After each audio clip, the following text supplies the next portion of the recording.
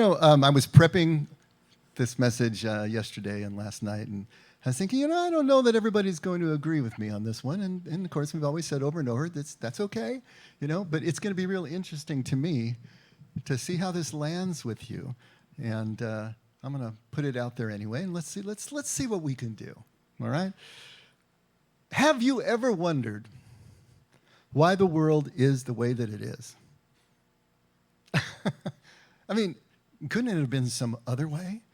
Why is the world the way it is? Now, I've been asking this question and looking at this for most of my life, I think. And I know that many of you are asking this question now because there's been an uptick in counseling that I've been doing lately. And I know that the questions that are coming from those who are calling is kind of implied, at least. What is going on? Why is the world going through this? What is happening? Where is God in all of this? And asking those basic questions. Why is the world the way it is? When you think about it, why is there no free lunch? I mean, is that really fair that there would be no free lunch? Except maybe in the school system, you get free lunches there, but there's no free lunch. Why is there entropy? Why does everything move from order to chaos and not in the other direction? Why doesn't my room just get cleaner all by itself? Why does it always have to get dirtier? Why do we have to work in order to eat? Why are we always pushing the rock up the hill, and as soon as we stop pushing, it rolls back down again? Couldn't there have been another way to do this? Have you ever thought about this? Why do we have to eat other living things in order to stay alive? Why does something have to die so that we can live? Does that seem right to you? Yeah, I know, the circle of life, Elton John and everything, but I mean, really, is that the only way that this could have happened?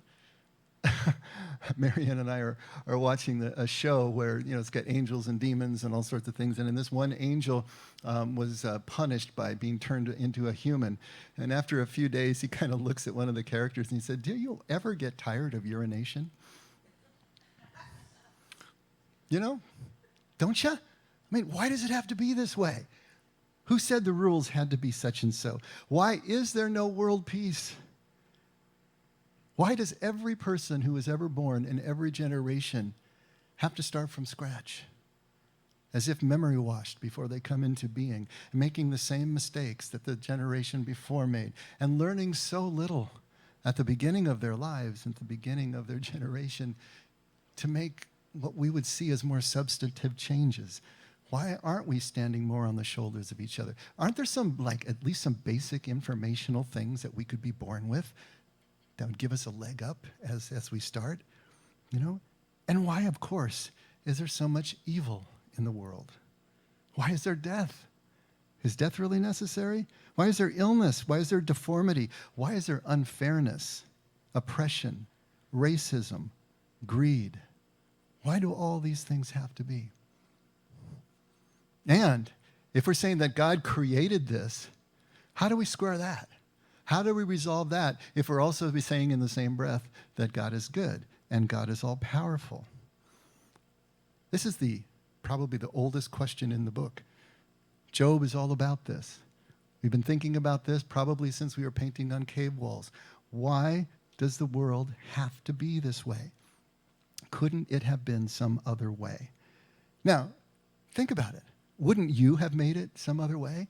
I mean, if you were in charge, wouldn't you have created it another way? Wouldn't you have wanted to make it better than it is? Better than you're experiencing it? Fairer? More equal? More loving? Maybe no circle of life? Wouldn't that be nice?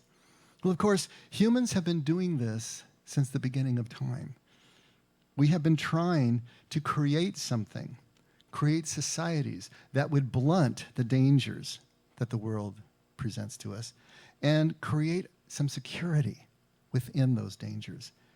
And we've been doing that since the beginning. We've been gathering in groups since the Stone Age, right? We've been sharing labor, making distinctions of labor. We have been having chieftains and shamans and kings and priests and emperors and everything that we can think of to cover both the secular needs and the spiritual needs of our communities, and trying to create systems that will give us that security, that will give us a better world, at least within our little corner. There's many systems that have come and gone and stayed over the course of the millennia that humans have been on this earth. But they all have the same aim. They want to make the world better. But not always for everyone, right? Mostly it's for the powerful that the world gets better. And then many people are left out in the cold. Now in the West, here, especially in the last 500 years or so, monarchs and emperors have been giving away more and more to parliaments and presidents. There has been a shift toward more representative rule by the people. The idea of democracy, the idea of the people's rule, but usually by some sort of representative body. And it looks good on paper, but has it really made the world that much better? I mean, here we are in 2020 with most of the Western countries under some form of democratic or representative republic rule or something like that. And yet, look where we are. You're still asking the question, why does the world have to be this way? And so, to make a vast oversimplification here, today, over the past 200 years, two main philosophies have kind of come to the fore. These two philosophies that are geared toward trying to make the world better. And it may seem strange that in a Sunday morning on pulpit I'm going to talk about these two philosophies, but it's what everybody is fighting about. It's what the issue has come down to. And we made a pledge, or at least I did, you just had to come along for the ride, at the beginning of all this, that we're going to have messages that are really relevant and specific to what we're going through. And so I wanted to talk about these two philosophies. So stay with me for a little bit. I'm working toward a larger point. But these two philosophies of how to make the world better within a society boil down to one thing. And this is what's called the means of production. I don't know if you've ever heard that term before. But who controls, who owns the means of production in a society? What's the means of production? It's the means of producing the wealth of a society. It's a means of producing all the resources. It's a means of producing what everybody needs in order to live, to survive, and eventually to thrive. It's the industries and the companies that produce all the goods and services within a society. Who owns that? Because who owns that is going to control the levers of power, obviously, in a society. And is going to control how every member of society shares in that wealth, in those goods and services that are being produced. And so the one philosophy, the first philosophy we're going to talk about, says that for the greater good and for the good of all the people, that individual and private citizens should own the means of production. All right? That's called capitalism. That's what the United States has been based on, a free market system. The private citizens own the means of production. Enshrined in our Declaration of Independence and in the Constitution is the idea of private property rights, that the government exists in order to ensure those rights and ensure the pursuit of life, liberty, and happiness, and so on and so forth. And so that is one philosophy, and it sounds really good on paper because what it's trying to do is empower the people, empower individuals to give the best motivation for innovation, for growth, for what's the word when you come up with something? Why can't I come up with the word? I'm looking for the word. I'm not finding the word. Invention. It's like a petri dish for growing all these things. And that looks great on paper, but what does capitalism lead to? It leads to vast inequity within the people, among the people within the system. There are haves and there are have-nots. There are those who are going to rise, and there are those who are going to be oppressed, those who are going to be used in order for those who are rising to get wherever they are going. And that oppression is what the second philosophy is trying to alleviate. The second philosophy says this means of production shouldn't be owned by the individual people. It should be owned by all the people collectively, which means that the state needs to own the means of production because that is what represents the people as a collective. And if that state owns that means of production, nationalizes the means of production, then they can distribute the wealth evenly to everyone in the society so that it's fair. That's called socialism. All right, it has several other words. Like I said, this is a vast oversimplification, but just to get the point across, socialism also looks good on paper. But what is the downside? What are the unintended consequences? What are the side effects? Just like there were in capitalism, what are the side effects of socialism? Is that it requires absolute authority to enforce, to nationalize, to grab all of those levers of power, the means of production, the industries, and then to distribute the wealth. And once you have absolute control of the state, inefficiencies can creep in. It can stifle the production and the innovation and the invention that we were talking about, and eventually you end up back to oppression again and inequity again. This is where the fight lies, in those two philosophies. Who is going to own the means of production? For 240 years, individual people have. And yes, there are mitigating factors. You try to regulate the runaway greed and the way that capitalism will take off. And in socialism, there's different ways of trying to mitigate the bad effects of socialism. But that is the fight right now. That's what's going on. And there are so many angry voices, so many fighting over these issues, and we don't have a really good handle on what those issues are. We say it's a fight between right and left. We bring it down to that. You know where right and left comes from? It comes from the run-up to the French Revolution. That's not that long ago. The French Revolution was after ours by about a decade.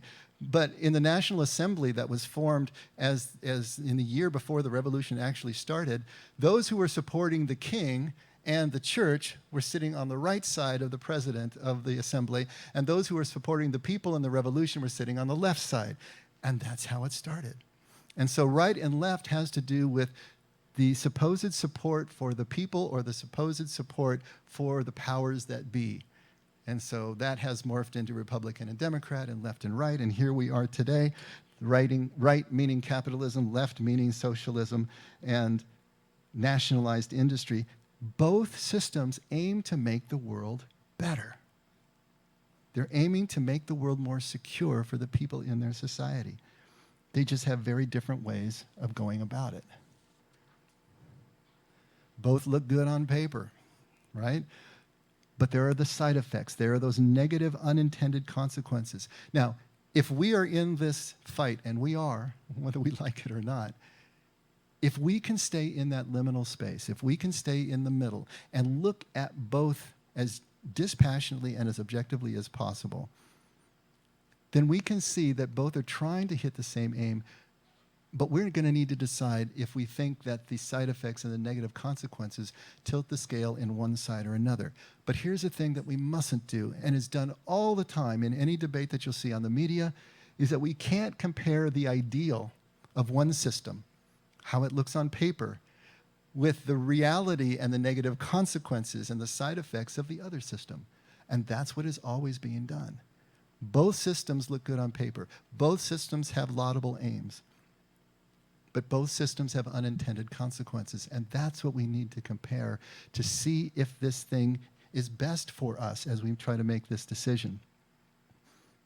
Trying to stay in that liminal place where we can really see all sides of the argument, be willing to criticize our own side, be willing to give credit where it's due, and find truth in the other side when we see it. If we could all do that, it would make a huge difference in the way that we go about whatever transition we're going through in this country.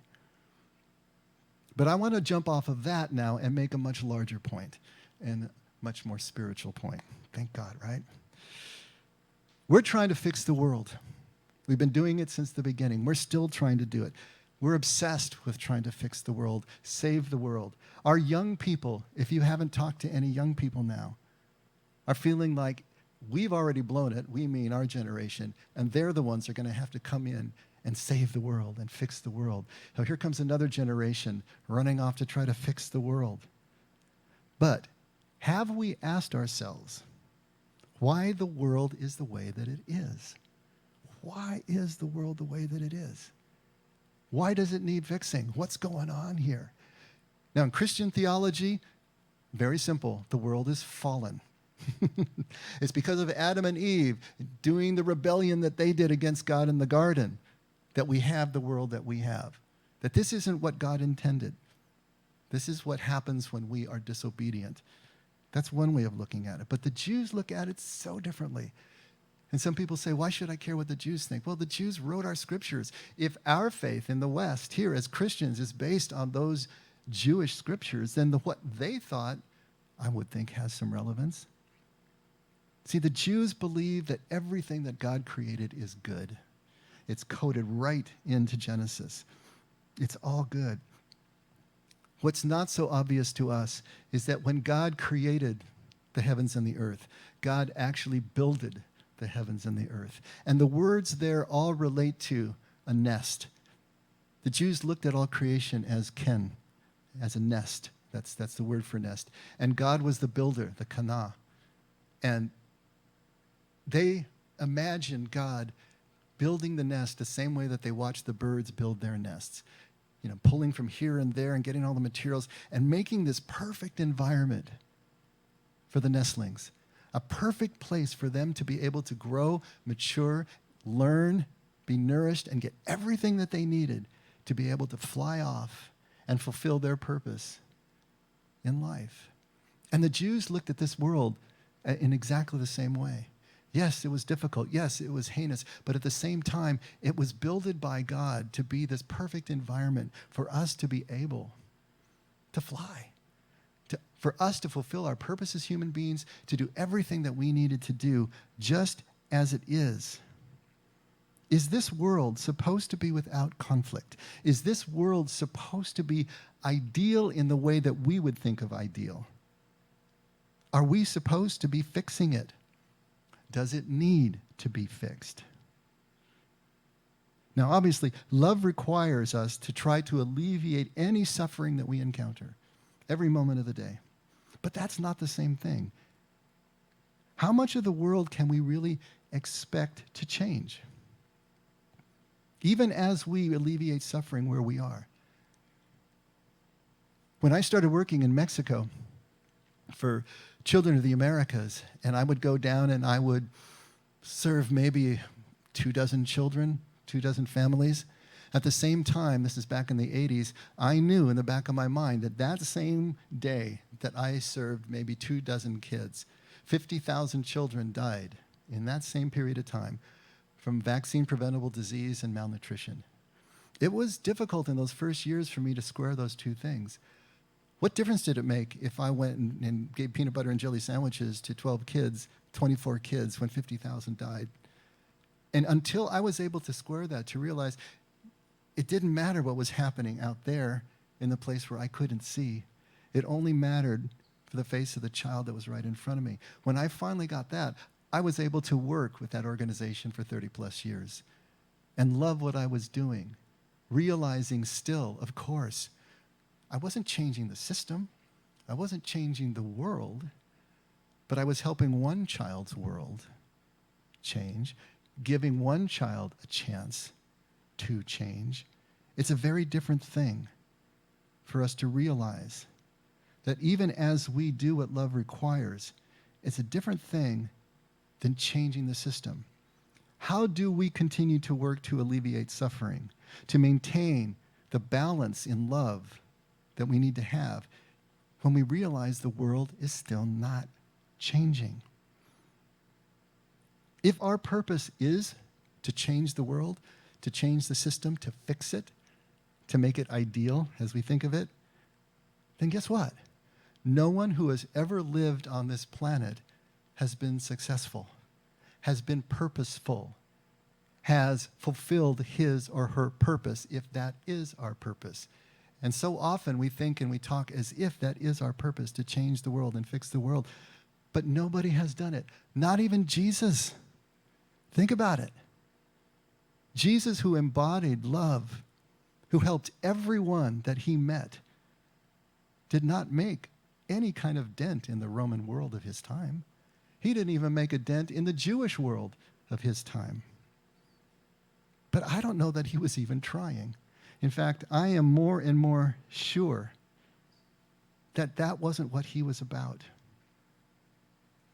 Jesus is often looked at and called a social revolutionary. And I think that's usually by other social revolutionaries and social justice warriors, because obviously everybody wants to co-opt Jesus. And you can look at him legitimately and think that, but let's take a little closer look and see, what was Jesus really about? What was he trying to do? If we take a look at Matthew 26, starting at verse 6, this is a famous story. When Jesus was in Bethany at the home of Simon the leper, a woman came to him with an alabaster vial of very costly perfume, and she poured it on his head as he reclined at table. But the disciples were indignant when they saw this and said, "Why this waste? For this perfume might have been sold for a high price and the money given to the poor." There's the fix the world attitude, right? But Jesus, aware of this, said to them, "Why do you bother the woman? For she has done a good deed to me.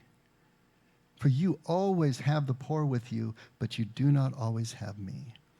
For when she poured this perfume on my body, she did it to prepare me for burial. Truly, I say to you, whenever this gospel is preached to the whole world, what this woman has done will also be spoken of in memory of her. You will always have the poor with you." He rebukes the other disciples for saying the money could have been put to a better use for the poor. Now, what Jesus is not saying is don't bother caring for the poor, right?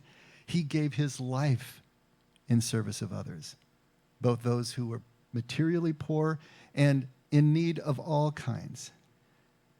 But what he is telling us is that the inequities of life, the world as we look at it, will always be there to address. It's going to be there. But don't let those inequities keep you or be an excuse not to act in love intimately right now, right here, in this moment for the person who's right in front of you. Mother Teresa had a great saying. She said, "It's easier to send a cup of rice halfway around the world than it is to love the people in your own household." Just let that sink in for a second. It is so easy to keep the needs of the world in the abstract. It's so easy to keep them at a distance, at arm's length, or at a planet's length, if you will, rather than see that the people right in front of you are the ones that we can really help. The people right in front of us is where our love can flow to automatically. And if we are using those big causes and those big issues to keep us from, as an excuse, from just doing what needs to be done, or allowing ourselves to be so immersed in those issues that we can't see the need right in front of us, we're missing the whole point of what is going on here. Jesus absolutely honored and elevated all of the marginalized people of his time and everyone that came in front of him. Any group, any person, but he did it by honoring and elevating the individuals that he met within those groups, whether they were women, whether they were children, whether they were poor, or as the Jews said, Am ha'aretz, which means people of the land, or people who lived outside the law, the Gentiles, the sinners, the tax collectors, the prostitutes. He honored every single one of them, but he wasn't working for the groups systemically. He didn't change the system itself. And apparently he wasn't trying. Take a look at Mark 12, starting at verse 13. Then they sent some of the Pharisees and Herodians to him in order to trap him in a statement.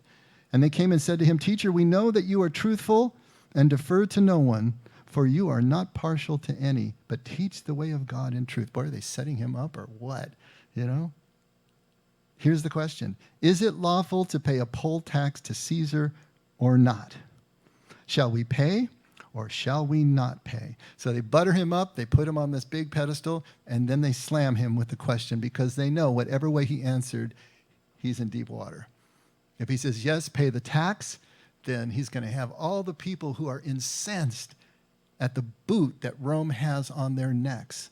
And if he says, don't pay the tax, then he's going to have the Romans stringing him up on a cross at the first available opportunity. They think we've really got him now, right? But he, Jesus, knowing their hypocrisy, said to them, "Why are you testing me? Bring me a denarius to look at." And they brought one, a coin. And he said to them, "Whose likeness and inscription is this?" And they said to him, "Caesar's." And Jesus said to them, "Render to Caesar the things that are Caesar's, and to God the things that are God's. And they were amazed. What is Jesus doing here? He's staying out of the political fray. He's saying, basically, don't fight the system. Work within it. Work within the system to find the connection with your Father. That's the issue here. That's what I'm about. That's what I'm trying to teach you. It's not about fighting the bigger fight until we have fought and won the interior fight. And this is what Paul was talking about in Romans 13. Remember we talked about that a few weeks ago? Just to refresh. Oh, wait, I skipped one. Let me get to that. Work within the system, Jesus is saying. Find connection with the Father. Why? John 18, verse 33. Therefore, Pilate again went into the praetorium and summoned Jesus and said to him, "You are the king of the Jews?" This is right in the trial, after the trial, before the crucifixion. Jesus answered, "Are you saying this on your own initiative, or did others tell you about me?" And Pilate answered, "I'm not a Jew, am I? Your own nation and the chief priests delivered you to me. What have you done?" And Jesus answers, "My kingdom is not of this world. If my kingdom were of this world, then my servants would be fighting so that I wouldn't be handed over to the Jews. But as it is, my kingdom is not of this world." Jesus is making a distinction here.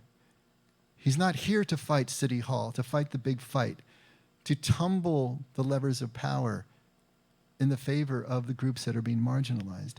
He is here to allow and help and model and show the way for people to be able to find their connection, their heart connection with their Father. And from there, spread their love in whatever way works for them. And this is exactly what Paul was saying at Romans 13, verse 1. Every person is to be in subjection to the governing authorities. Remember how we had to kick that one around for a while? Really? Everyone should be in subjection to the government authorities? For there is no authority except from God, and those which exist are established by God.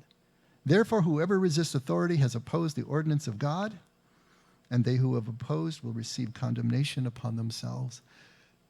This is an outrageous statement. If you think about some of the governments that have graced the face of the earth, that needed to be toppled, that were toppled, that expensive and bloody wars were fought in order to topple. But here is Paul saying, just obey them. Remember, we talked about context. The time was short in his estimation. Jesus was coming back in their lifetime.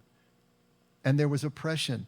Anything that they did was going to bring down the boot of either the Jews or the Romans in such a way that they wouldn't be able to continue to practice their faith in their communities, in their ecclesia, their gatherings. What Paul is saying is that you fight the interior revolution first. Remember, he said, if you're a slave, stay a slave. But be such a slave as Christ would be. If you're married, stay married. If you're single, stay single. If you're a woman, stay in the cultural subjection to which you find yourself. Outrageous statements by our standards. But he was trying to get the people to understand. In this place of subjection, in this place of submission, you will find the way to the humility, the vulnerability, and the sense of dependency that defines kingdom in a way that you won't from a dominant position. Use the situation you find yourself to fight that interior revolution, and then turn your attention out to fight the exterior revolution, at least at the systemic level. But always we are giving our love, our support, and we're alleviating suffering wherever we find it as we go through life. This is what both Jesus and Paul are talking about. If we are going to change the world at all, it's only going to be when we have first conquered the revolution within. Because if we go and half-cocked and try to change the world without having changed ourselves, we're going to create more problems than we solve. We will be part of the problem. And that's what we're seeing around us with all those angry voices. People who haven't done the interior work, who haven't learned how to stay in liminal space, who haven't learned how to honor all sides of every argument and find the way through. Then James finally adds the capper. James chapter 1, verse 2.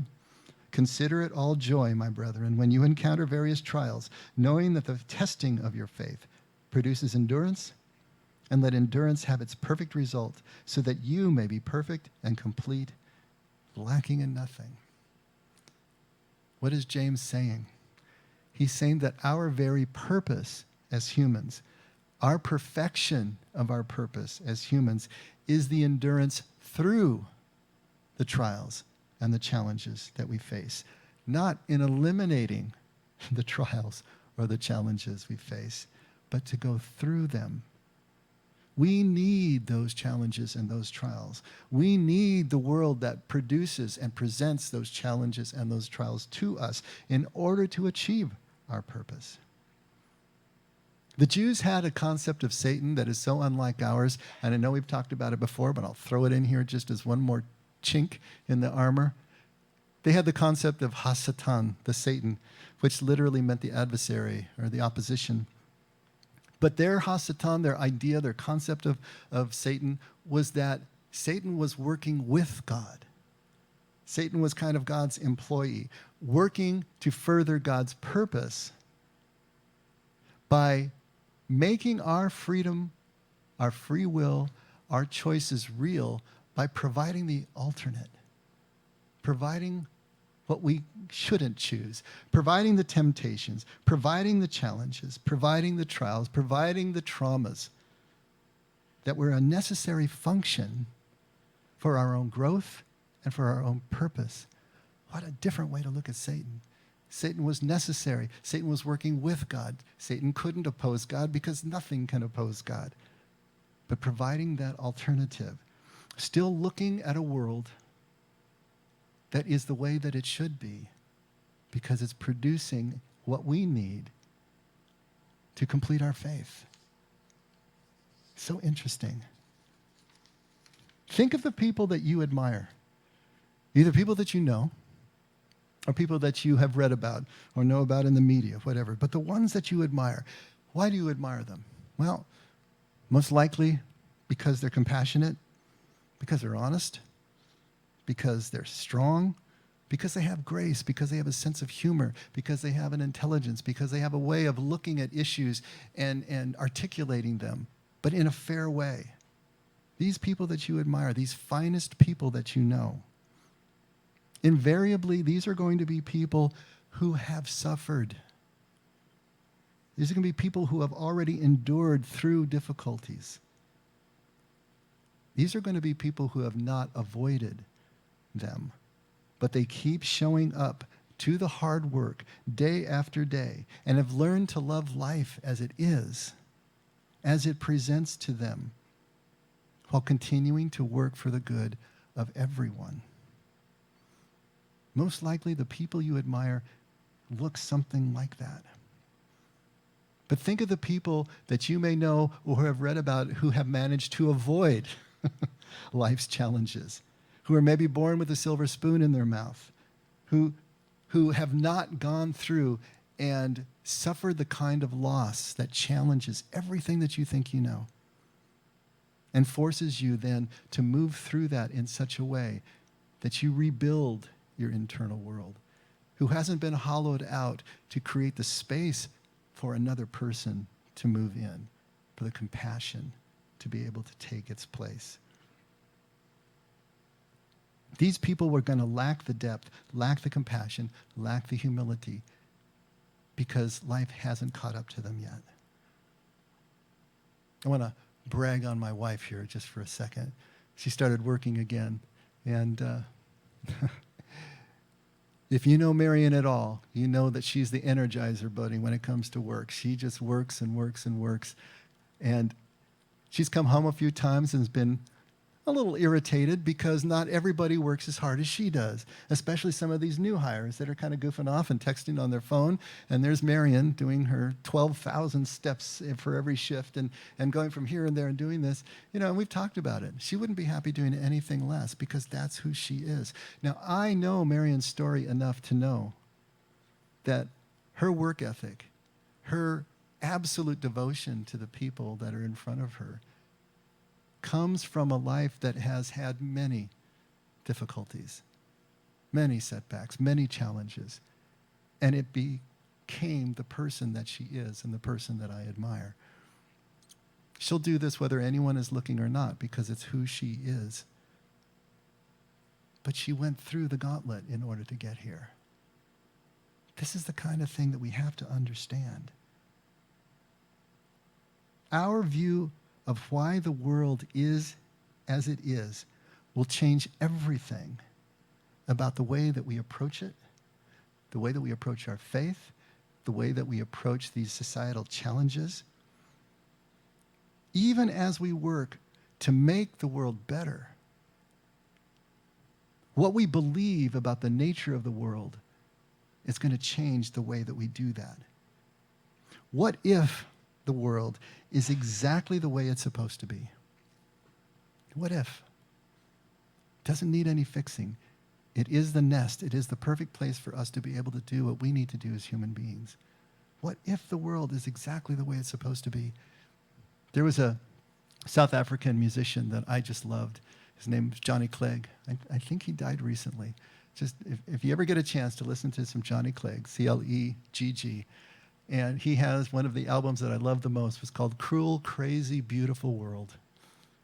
I love the paradox of that. Cruel, crazy, beautiful world. He grew up in South Africa. He grew up during apartheid. He was one of the leading proponents of he's a white person, but he grew up with a tribe. He spoke Swahili, he sung in Swahili, and he sung in English. It was just this beautiful mix. But cruel, crazy, beautiful world. He could see even in the unfinished business of his work with apartheid that there was beauty in the world, and he could celebrate it in his song, even as he sang the protest songs. But I love the way that he was able to bring all of that together. Can we begin to see some purpose in the pain, some purpose in the way that the world is? And if so, then we can begin to endure it, and not just endure it, not just survive it, but thrive and live in such a way that we can effectively alleviate the suffering of those who are around us, even as we realize the world is still as it is. What if our purpose isn't to change the world, but simply to keep showing up to the work of changing the world? Can you catch that? Our purpose isn't to change the world, but to keep showing up to the work of changing it. What if the purpose is realized? What if our purpose is realized in the work itself, not the outcome? I love Richard Rohr's idea of the task within the task. Even as we show up to do the work that we're showing up to do, whatever it is, whatever it seems best to us to do, realizing that whether we complete the task on the surface, the task within the task is being completed, whether we even are aware of it or not, the connection that we are building, the endurance that we are building, the showing up, continuing to show up, the discipline, the devotion, that's the task within the task. That's the eternal part. Whatever other tasks we assign ourselves, they will be lost in time, but not the task within the task. What if the purpose is realized in the work itself and not the outcome? What if we can find meaning? What if we can find peace, beauty in the midst of all of our unfinished business as we look at this world? And realizing the world's not changing, but in relationship, everything is changing. What if there will always be unfinished business? What if we can only choose in this life to embrace life, even while the struggle continues? What if the only choice is to embrace the paradox of beauty and compassion, concern and love right alongside cruelty and chaos and inequity? What if? Now, I can't say any of this stuff is for sure. This is something that you have to figure out, obviously, for yourselves. And so we kind of put the logs on the fire and we'll watch them burn together and see where we end up with all of this. But what if? All I'm giving you is right now is just another theory among all the other theories. But what if? And what I can tell you is that this, for me, allows me to keep on, to continue on, to keep showing up, to trust God, to continue to trust God, even when I see what I see on the news and what I see on social media and in the relationships between people, to keep trusting God, to keep seeing meaning in this world, in this life, and to keep working to alleviate the suffering that is presented to me face to face.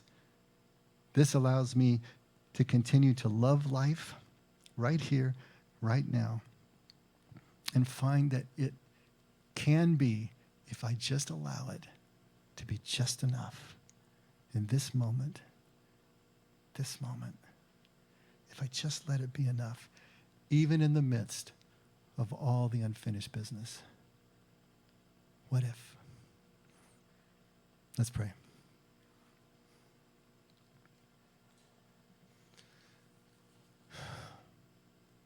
Father, there are so many unanswered questions that we have. We look forward to meeting you face to face so we can ask them all. A torrent of questions. Help us to see that the answers we sometimes so desperately seek are not the ones that we need. That we don't need to know why certain things, but we need to know how to take the next step, how to help the next person's needs that we encounter. Help us to let go of the illusion of security that answering all of our whys and all of our whats would give us for a moment, and just immerse, lean into, and engage the how that you have shouted from the rooftops in every page of Scripture. That's where we need to focus. So help us with that, Lord. It's a difficult thing. Help us to come to some sort of framework that allows us to trust you, to love life, and to see the beauty, even in the midst of everything else that is going on, and never despair that somehow you have left us to our own devices, because that's not possible. Thank you, Father, for your constant guidance, for your love, and for your attention. Never let us forget. We can only love because you loved us first. And we pray this in Jesus' name. Amen. All right, everyone stand.